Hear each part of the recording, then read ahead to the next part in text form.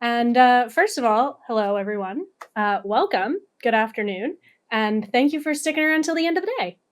So, my name is Gina Novak. I'm the Director of Instructional Design with University Online Education Services here at Rutgers. And I'm joined today by my co-moderator, William Pagan, who is the Associate Vice President for University Online Education Services. We are very excited to welcome our student speakers for this panel discussion. They will be introducing themselves shortly.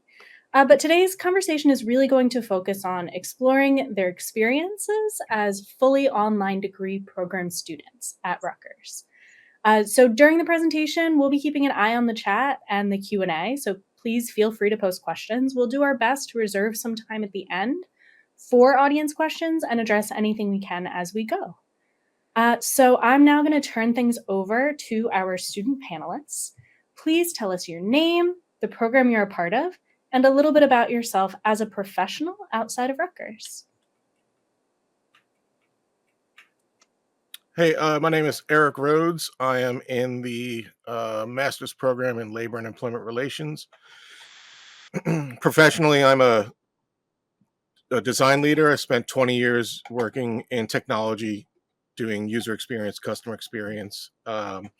And the reason I jumped into labor and employment relations was because I'm interested in developing systems and tools for improving employee experience with the ongoing artificial intelligence onslaught as it goes.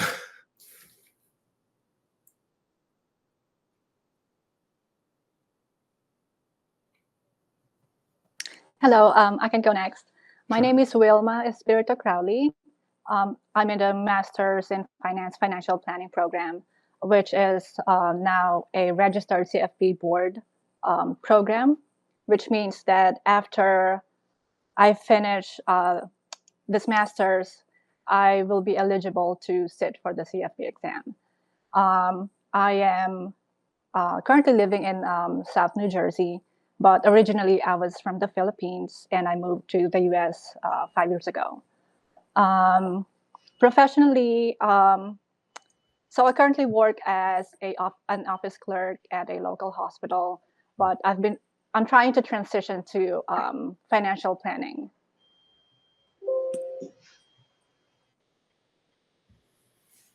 Philip? Hi, good afternoon, everybody. My name is Philip Berg. I'm in the EMPA program.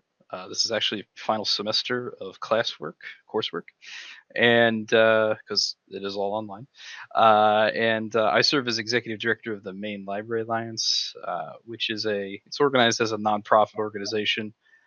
We serve as the shared services agency for public libraries in kind of the northwestern quadrant of the state. We handle all of the different technology and information technology support needs for the libraries.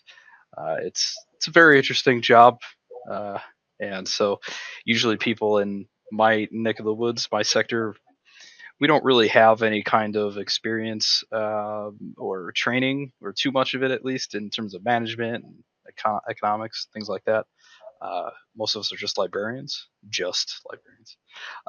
So it was interesting going back to school here for the second graduate program. Great. And last but not least, Anita. Good afternoon. Thank you for having me. If my connection fails, I will turn my camera off. But my name is Anita Perrier. I'm actually the Vice President of Human Resources for Mass General Brigham. I oversee labor relations and employee relations for an academic medical center and a community hospital, and decided to go back to school about 1.5 years ago. And it's been a great and challenging experience. And so I'm able to apply exactly what I'm learning in my day-to-day at work, and it has certainly helped to supplement my knowledge base and certainly my confidence and credibility in the field. Thank you for having me. Wonderful. Thank you for joining us. So I'm going to start the line of, just tossing out some questions. We want this to feel very kind of free-flowing. As I throw out the question, feel free to just, for the panelists, raise your hand and we can start taking each one at a time. So I'll start with what prompted you to prefer to pursue further education at this point in your life and at this point in your career? What prompted you to go back to school?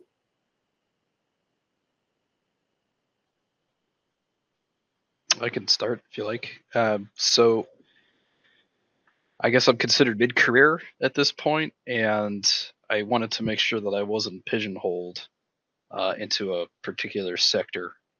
Uh, I have been thinking about the MPA for a while, and was about to do it just before the pandemic started, and I always felt that was a good decision to not do it at that point. Waited a couple years, but yeah, I would say I just wanted to have the versatility, the ability to shift into other government and nonprofit sectors instead of just only having the opportunity to work in libraries, which would not be the worst thing ever, but at least I just like to have options. Great. Anita, we'll shift to you next. Thank you. I had been thinking about returning to school for quite some time, many years actually, and I really just one day said, why not? Why? What is holding me back? And I'm very fortunate to have. I work for an organization that is predicated about innovation, development, and really committed to advancing knowledge base and challenging yourself. And I think that was really helpful. I had the support of my employer and my leader behind me, and I also had support from my family. And so that was really key to being able, like I could actually go back to school and do this. And I joined one of the information sessions and realized how many other similarly situated individuals were also contemplating the same thing. And so that, I think, just being able to explore it and feeling like, oh, I can do this. It's not that far out of reach. And I have the support of people around me, both professionally and at home. That's really made me be able to take that next step. Wonderful. Thank you. And Wilma. Yes. So in my case, I mentioned earlier that I work as an office clerk. That is my very first job here in the US, which I've had for almost 3 years now.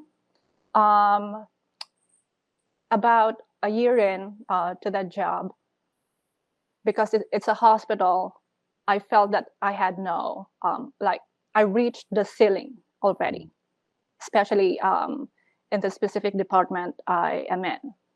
And as I was, when I found out that I am into financial planning, instead of getting another bachelor's degree, I thought, why not try master's? So it was a big decision for me because, I got my degree outside of the US. And we had this belief that we were lacking like 2 years of education technically, but then I found out that it wasn't. So it boosted my confidence to pursue master's. So basically, it's to increase my employability and to boost my confidence. Wonderful. Okay. Thank you. Yeah, I think we're going to hear some recurring themes for some. And lastly, I don't want to ignore Eric. Eric, I know you popped out and popped back in real fast. Eric. Yeah, it was some technical difficulties on my end there. No worries. But figured I fixed it. Got it all figured out. To answer your question, I spent, as I previously mentioned, I spent about 20 years in tech without a bachelor's degree, working my way up to leading global service design at Twitter until 2020. And right as the pandemic started, I was going to transition into focusing more on employee experience instead of customer experience and user experience, but using those methodologies to improve sort of the life of the employee. Because I've been working cross-functionally with the HR team, but the pandemic happened and something really interesting happened where I fell into this Web3 crypto art world and started getting really heavily involved in artificial intelligence from a use case standpoint.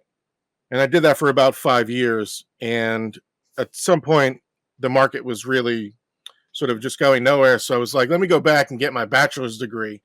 And the best way for me to enhance what I thought, I didn't really need a design degree. I have 20 years of experience working in large tech companies, global organizations. So I felt like I was really lacking in the employee labor arena. And I went back and got my bachelor's in labor and employment relations. I had no designs or interest in getting my master's when I had joined. And then I quickly realized how interesting it was, and I wanted to pursue and sort of. Um, I think getting a master's degree adds credibility to your educational background, and so I wanted to enhance that. And the other thing was I have sort of designs to get a doctorate at some point, and my previous academic experience was crap. Let's be honest, it was terrible. But this experience at SMLR really enabled me to improve my academic standing overall. Ended up graduating summa cum laude as a bachelor, and now I've got a 4.0 average, which looks really good, I think, overall. If I want to, pursue doctorate at some point. So that was my sort of why I ended up pursuing this, this arena. Well, that's amazing. You started off just thinking of the bachelor's and then didn't have any thoughts of the master's, and now you're on to looking at a doctoral program. That's wonderful.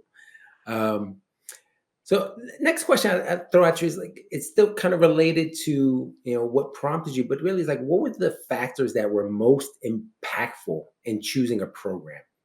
And so I, think of you and Eric with how impactful this program was for you, and now your continued educational journey. But what was ultimately what made you choose the online program at Rutgers when you were doing your search?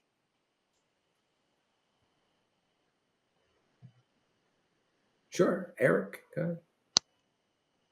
And then we'll go to I have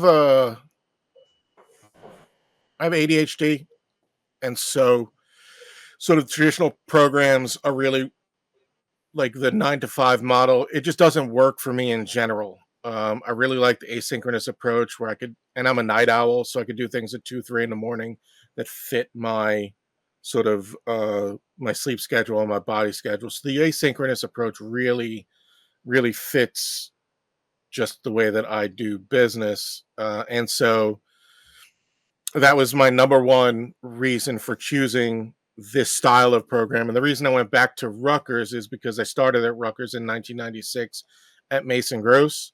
And I felt like it would be a full circle moment to complete my bachelor's degree where I started. And that was going to be really important to me. So that's why I chose Rutgers, but specifically online because of the asynchronous approach. Understood. Okay. Anita, you had your hand up. Thank you. For me, it was really looking for a program. My interest was labor relations, and while I've done HR for more than 20 years. My heart is labor. I love negotiations. I love, contracts, and so that was really important to find a program that was really focused, not a watered down version of it, but really into the labor relations piece. And I looked at Cornell and I looked at some other programs. I think the flexibility of this course, being able to do it fully remote, was really helpful. The reputation of Rutgers, and I actually my undergrad was done in Canada, so I was educated outside of this country, and I really didn't know a lot about higher education here and what schools are great. And as I started talking to people, they're like, "Oh yeah, I went to Rutgers," and I found out my stepfather went to Rutgers, and so it's just a really great reputable school. You can go in, you can look at all the courses, and I found the courses and the electives just really interesting. And so the flexibility, the reputation, and just the courses overall, the content to me I found it very attractive, and that's why I made the decision to go to Rutgers. Wonderful. Okay. And Wilma? Yes, so I'll give you a context. So before I took my bachelor's degree in the Philippines, I thought I didn't have any opportunity to go to college. But then I received this opportunity from my work, and I grabbed it just to basically get a diploma. it's something that was not my personal choice. And when I moved here and when I decided I want to continue studying, I told myself that I'm not going to do the same thing. I want to get education on something that I know I would like to do for a very long time. And at first, it was hard for me to identify what that program would be. And I guess because I didn't really plan on getting a master's degree, it just kind of happened. The first factor for me is learning about the American financial system. When I moved here to the US, I had no idea about anything. Like when I was, going to grocery stores, I would always like convert dollar to Philippine peso just to understand if it's cheap or expensive. So it was difficult, and then slowly I learned about like credit system, even the basic, like the proper use of credit cards, and I thought that was very interesting. So, and then I found a financial advisor on the internet who helps couple to have like a better communication about financial planning and to achieve their desired real life, rich life. And I thought that was very inspiring because, he doesn't just give hacks, but he helps these couples to understand each other. And he's using behavioral finance, behavioral psychology to help them. And when I saw his Netflix show, I was like, that's what I want to be. And once I was decided about the program I wanted to take, I started looking up, available programs online. And I wanted to choose online because at the time I was already working full time, and I couldn't let go of my job. It's not. I couldn't afford to lose a job, and fortunately, I found Master's in Finance program here at Rutgers, which is, for me, I'm very lucky with those, turn of events. Thank you. Hey, You're welcome. Philip, I think you had your hand up, or it also went dark on you for a second. Those automatic lights. I know, right? Yep. It does. It's not an indicator of my interest level in being Yeah. here today. So it did not take long for me to identify public administration as the place for me to move next in terms of degree work. For the second master's, I spoke to a few headhunters actually to figure out what would be best, like what's missing from my resume. And I was thinking also maybe that what do they call it, like project management, PMP, I think. And they said, look, if you're really going to invest time and money, the public administration is the way to go. It's going to open up a lot of doors for you if you ever chose to shift. So it was really just a matter of figuring out which university to go to. And, I know Syracuse has a big program, and a couple others, I think maybe Princeton does too. But I'm very busy. I don't have a lot of time, like probably a lot of the people on this call. So with the EMPA, the executive master's program, they comped they essentially converted work experience to credits. I don't remember exactly how many off the top of my head, but between that, the in-state cost, and the ranking of the school program itself, and the fact that my first graduate degree is at Rutgers, so I was already familiar with it. It was just kind of a no-brainer. Um, I like Scarlet Knights football as well, so that was obviously a driving factor as too. All right. Great. Eric, I think you have a follow-up. You got your hand up?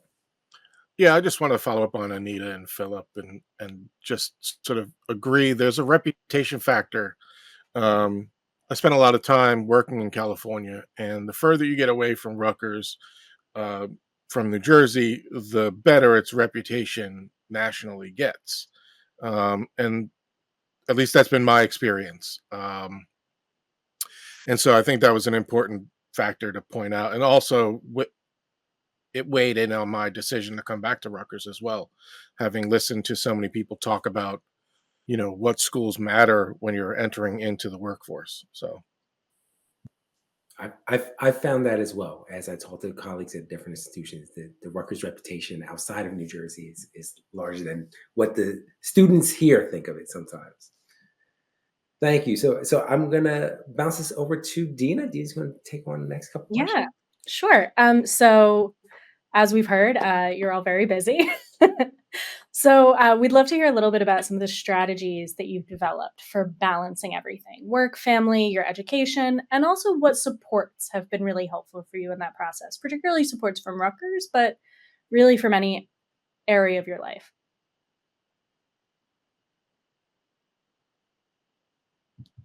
All right, let's do Philip, Eric, Anita, Wilma.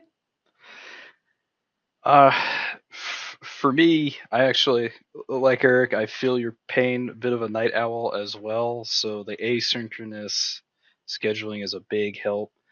I do probably more travel than I thought I would do with this position, both professionally and then I also, my wife and I like to travel for leisure. So the professors have been very open to opening up the platform a few weeks early so that you can see where you're headed. And not only does that help to you to understand why you're learning what you're learning that particular week, it also allows me to be a week ahead of time, a week ahead. So I'm always trying to structure it to be a week ahead with everything so that when everything does hit the fan in a particular week, I'm not behind. And if it wasn't for the professors understanding our different kinds of work-life balance issues, uh, I could certainly see how, and I don't know, but I imagine in other programs they're very militant with when they do and do not allow modules to open, weekly modules. So I'm very thankful for that.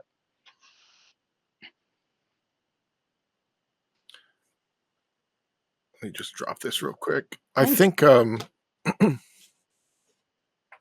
that's entirely accurate, Philip.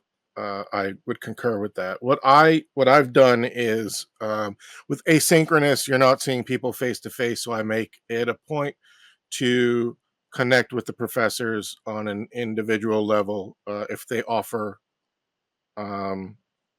if they offer like office hours, I will even make up an excuse to have to go and have an office hour with them, just so I like to build relationships individually, one on one.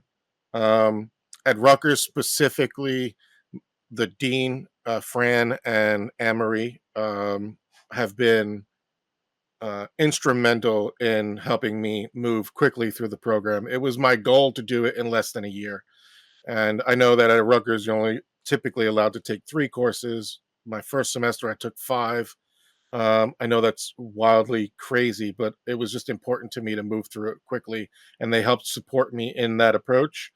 Um, choosing the right kind of classes, making sure like this semester's workload is heavier with less classes, because of the type of classes I was taking. So it's just that support you get from your advisor and your dean are super important, as long as you go out there and make the connections. And I've tried to do that. That's my number one strategy with asynchronous. Thank you. Anita, you're up. For me, I think it's really staying organized, having a committed day that I do a lot of my work. So depending on when assignments are due, and it changes based on each course, really backing in when my assignments are due and giving myself enough space and planning. So I like to plan out when things are due. And I love, I think it was Philip who talked about like working ahead. I have one class now which allows you the flexibility to work ahead as much as you can, which has been really, really helpful. Given my calendar, working as an executive, it's incredibly demanding. I have 4 kids, 2 are in college, 3 dogs. Like balancing the work and your personal responsibilities can be quite tricky, but communication with your professor is key. And I think that was something I didn't anticipate. It's been more than 20 years since I had been in school, and so everything had changed. And so a lot of the professors allowed you to submit drafts of your papers ahead of time. And that was an area that gave me the most anxiety, was writing papers again. And so them giving feedback to you and being able to go back and forth was really helpful.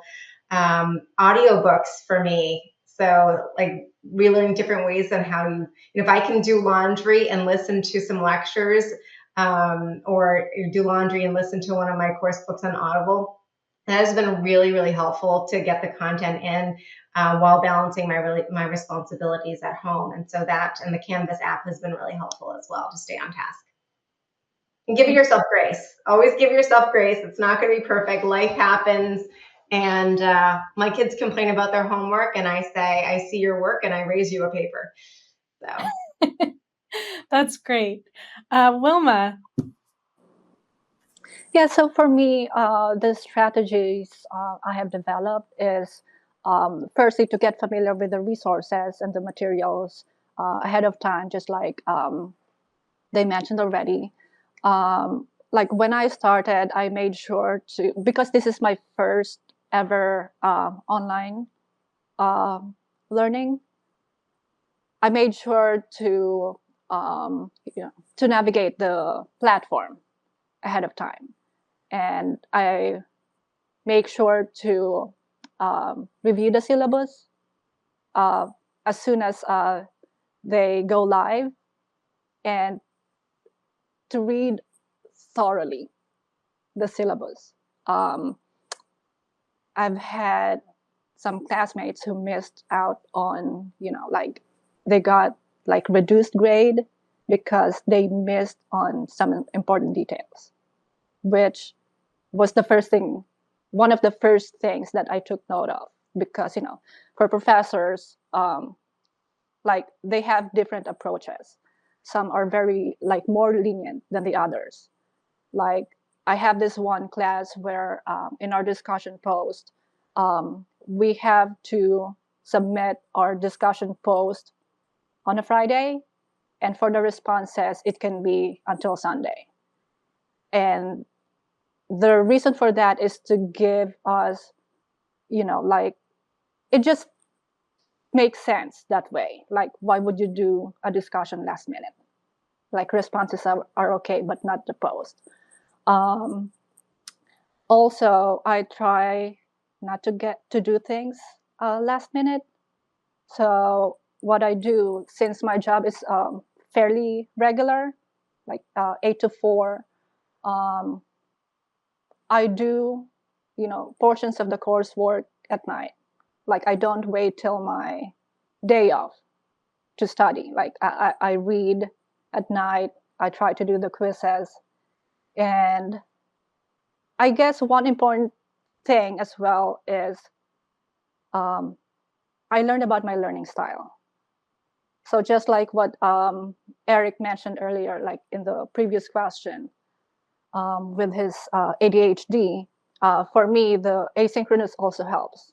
I don't know if I have ADHD, but learning more about it, especially moving here to the US, I'm learning more about mental health issues, because it's very like a taboo thing in our country. So I was learning about, neurodiversity. I can relate. I'm like, why am I like this? Why am I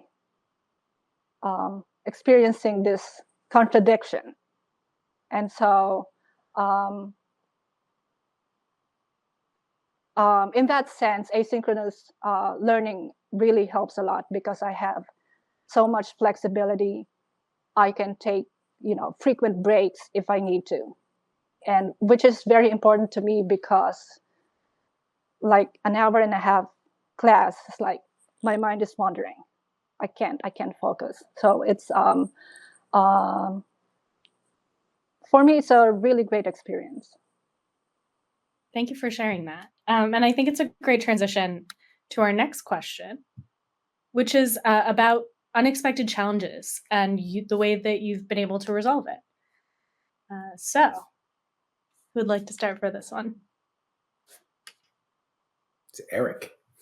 Yeah, I can go first. Where do you want me to start? The first challenge is every professor uses Canvas differently. Some use it really basic features with clear instructions. Others use way too many features, and instructions aren't always clear. And there is a balance between. I've seen it all. I've taken 20 classes over the last 2 years, and online, and I've seen pretty much the full gamut. It's the strategies I've had to implement that really help me deal with some of that. And that's, I think my program management background, I have spreadsheets for everything. Each class has a spreadsheet outside of Canvas, and I'm constantly double checking back and forth between what's due in Canvas with what's on my spreadsheet, because sometimes dates don't align, where Canvas isn't always clear. Professor wants something done on a Wednesday, but it's open until, let's say, the Sunday, right? And so you have to manage that expectation yourself. As an adult, you should, but those systems that I put in place for myself, like those spreadsheets and constantly checking, are what's important. Um, I would say the biggest challenge is the different approaches each professor uses to Canvas.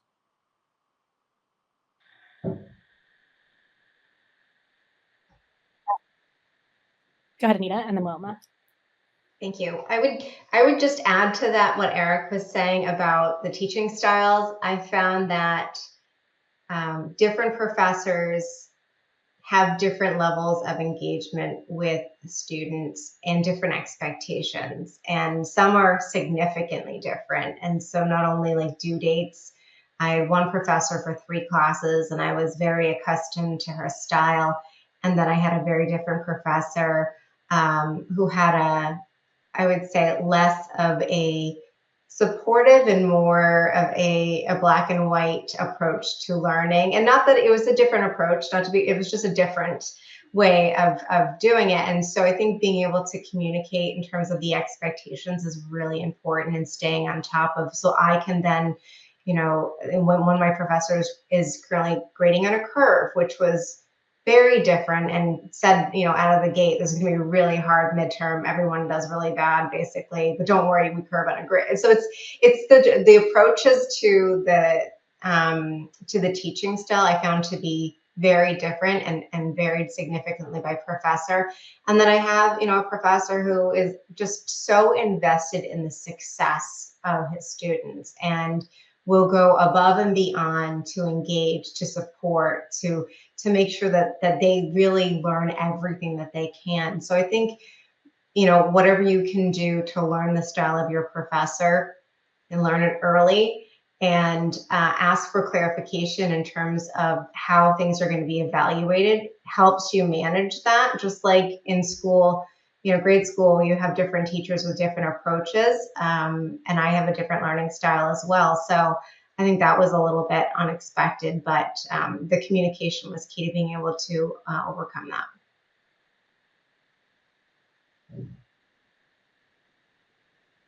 Wilma?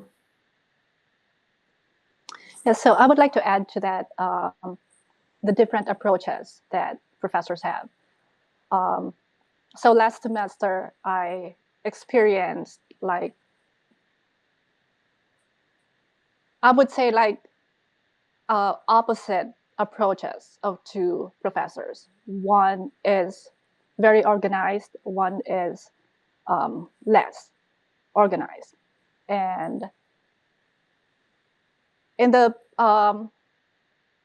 previous 2 semesters prior to the fall semester, all the professors I had were very organized. And so that fall semester was very challenging for me, because I guess I had this impression that everybody was going to be like that, was going to be that organized. But because it was, for me, in my head, it was too conflicting. Why is this professor different than the rest? It was a little bit hard for me to comprehend that. And so it was very challenging. What I did to resolve it is I sought help. I started therapy because it was that challenging for me. And that was also the starting point of me considering that I may be neurodivergent. That's why I'm struggling this much.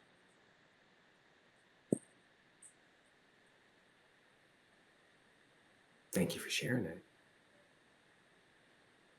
Did you want to add as well? Just briefly, I think my fellow panelists touched on probably what I would have said. The only thing I suppose I'd add is I didn't have a ton of experience being a student in an online learning platform, so there was a little bit of a learning curve. Our cohort created a WhatsApp group to kind of keep ourselves sane, which was and continues to be extremely helpful.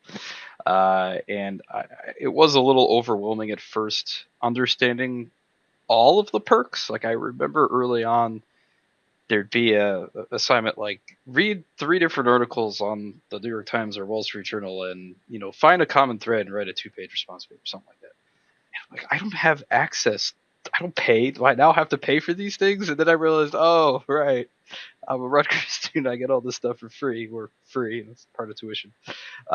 So it was, and that's been great. Because now I could use those platforms until I guess I'm graduated to read things for personal reasons. So it was just an adjustment. That's all.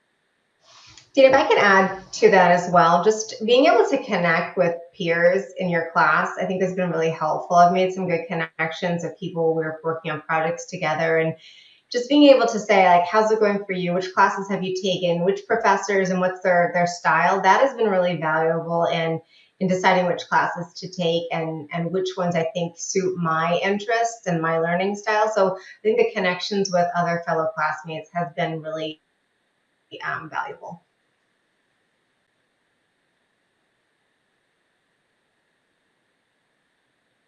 We have about 12 minutes left, so I don't think we're going to get through all of our questions because I want to leave a little bit of time for some questions from the audience.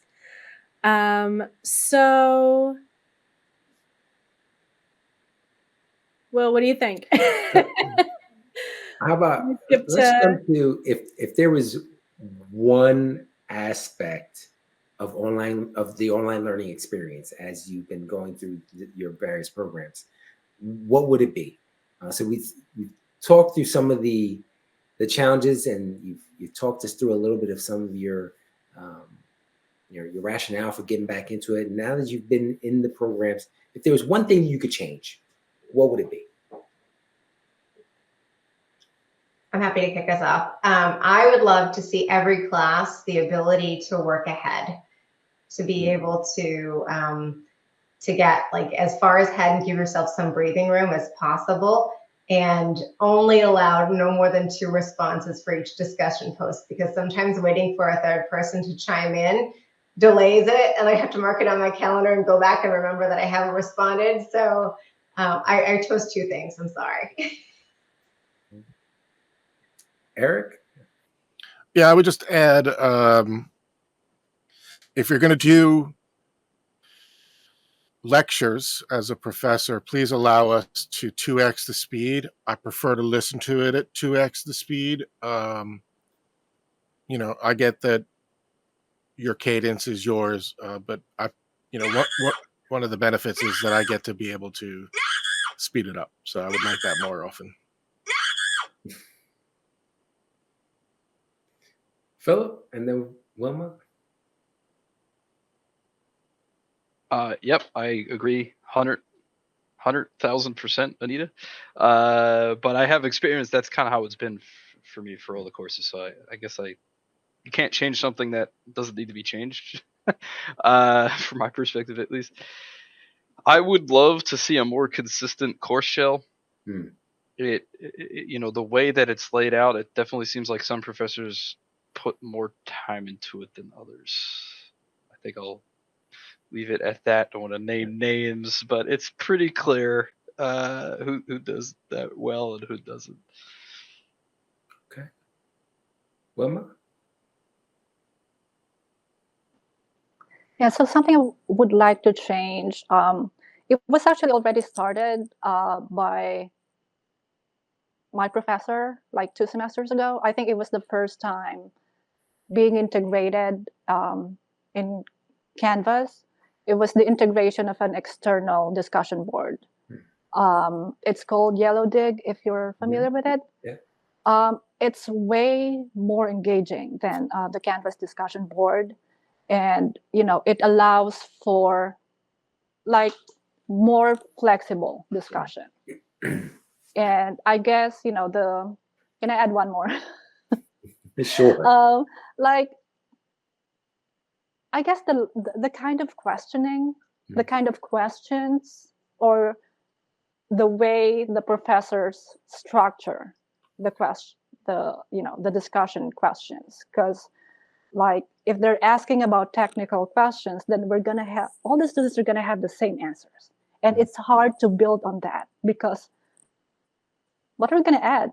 Everybody said everything already, so that's one very big challenge for me.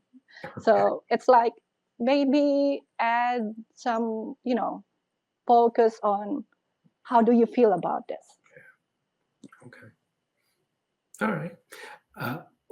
And we're probably going to switch to getting ready to open up questions. Unless We have you one think we last need to ask that question we last can do. question on it. Yeah. Huh? Yeah, we'll ask one last question and then we'll turn it over to the audience. Yeah. So what advice would you give to someone considering an online program?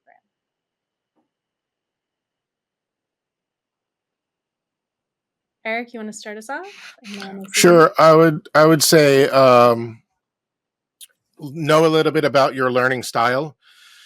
Are you an introvert or an extrovert? I think are two things that can help you decide what you prefer. As an introvert, you might like the courses that are synchronous, but as an extrovert, maybe you prefer learning asynchronously, like me. I'm a natural introvert, learned extrovert, so I could do both. But in my learning style, I prefer asynchronous. So I would say start there. It's good advice. Anita and then Wilma. Thank you. I would say no need to wait. Time is going to pass either way. Do something with your time and enhance your skills, challenge your brain, and build a routine. And don't be afraid to ask for help. We've all been there. We've all asked for help. We've all needed at some point. Give yourself some grace and patience. It's not perfect, but you're worth it. The investment in yourself is absolutely worth it. I love that. Wilma and then Philip. Yeah, so for me, we know that there's a lot of advantages doing online learning. Like it's more cost effective because we don't need to transport from location A to B. But for me, like be realistic about your capacity and limitations. Just because you have more time doesn't mean that you should take on more. Like for me, from the very beginning, I decided I'm going to take just 2 classes every semester because that's all I can do. I had classmates who took on like 3 classes every semester and they're like stressed out every semester. And I'm like, I'm not doing that to myself. Great. Thank you, Philip. It's going last again. I don't have too much to add. Those are all great responses. This is all good advice. I think it really just comes back to, of course, learning style and all that. In an ideal scenario, would I want to be on campus and having, face to face with fellow students and professors and my light went out, and all that stuff. Sure, I would, but I just don't. I sat down and kind of figured out how much that would take, even though I'm only about a half hour from Rutgers Newark campus by car if there isn't terrible traffic. It's just not doable. My schedule is just too unpredictable. That's the other issue. The asynchronous model is really the way to go. If you're considering online and the decision is between asynchronous versus synchronous, I would totally go asynchronous, 100%.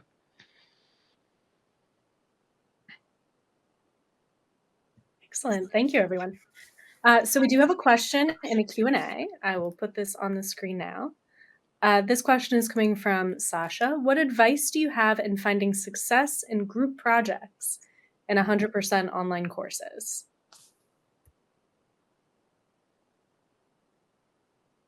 I can go first. Start early. Get your group together as early as possible. I found that some people are not as responsive as I want them to be. I tend to get, and so I have to manage that expectation for myself. And the way that I do that is I start super early. As soon as I find out that there's a group project and who needs to be in the group, I reach out to the group and say, I know, and I'm clear. I know it's early. I just want to sort of get ahead of this, and I go from there.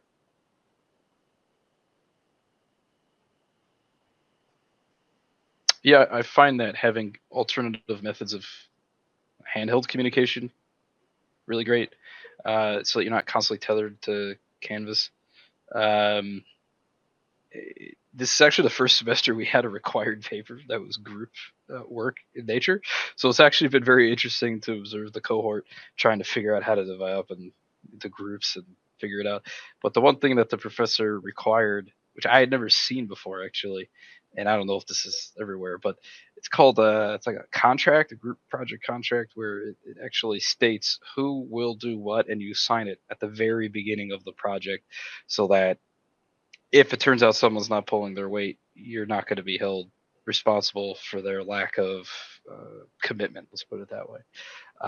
So I found it was very interesting. I would have loved to have had that in about third, fourth, fifth grade, but I guess it's just for grad school.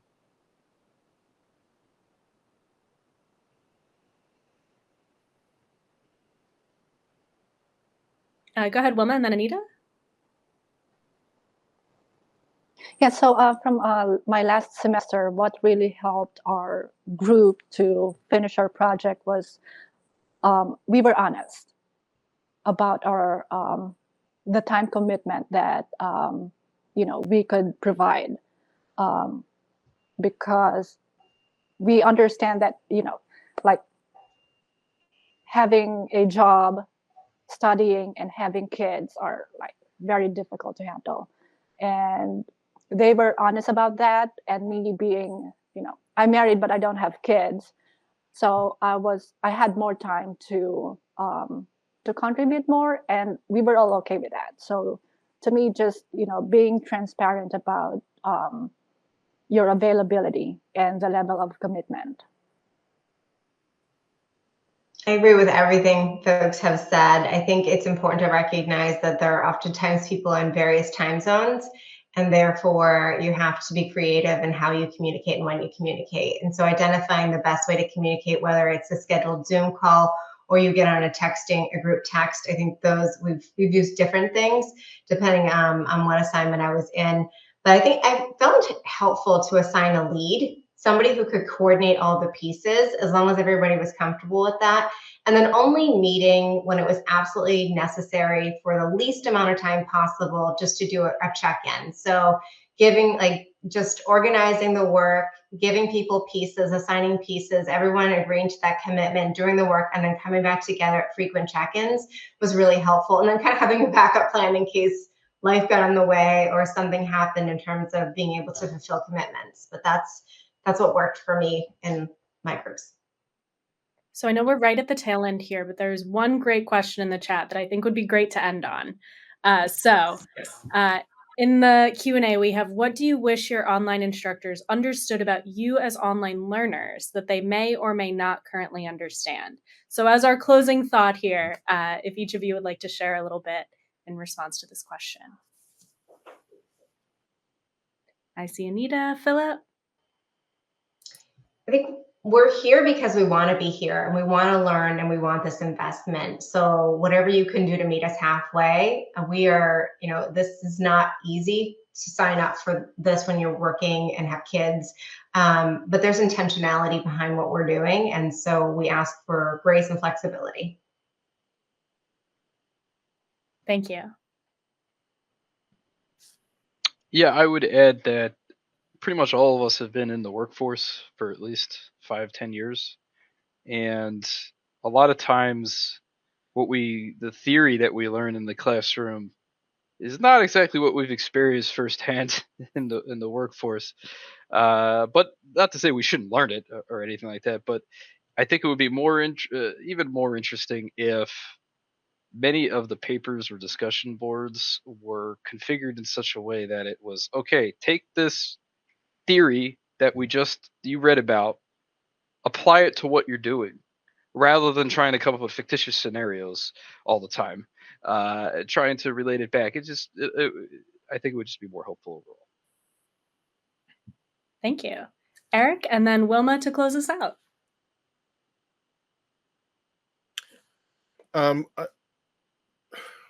I was thinking about this.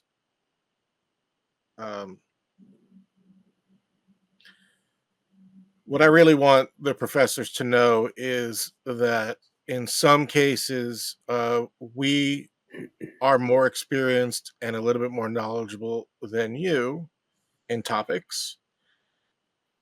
And then similarly, you are more knowledgeable in topics, and there needs to be a give and take here. I do feel like sometimes the content is a little bit behind the times. Let's say if you're referencing 2008 financial crisis in some material, it's been 15 years. How many years? 18 years since. I can't do math right now. But the point is, like, we're in 2025. There should be at least some course material that leads from 2028 through 2025, especially if it's about the economics of, let's say, globalization, as an example. Thank you. Wilma, you have a comment for that? Mm-hmm. Yes. So mine is actually related to what Eric said. As I mentioned earlier, I just moved here 5 years ago. I don't have any previous experience in finance, both in education and profession. So for me, it's important to have access to like more basic concepts. Like our subjects, my classes for this semester, my professors selected textbooks from Money Education, which I think are very helpful because they don't just mention the importance of like tax planning and estate planning, but how did it start? How did the government establish this? Why do we have 401k? Things like that. It's just easier to understand if you know the basic first. But I know it's probably something I should have done because I know this is a master's. I should have known the basics first. But it wasn't a requirement to have an experience in finance for this program.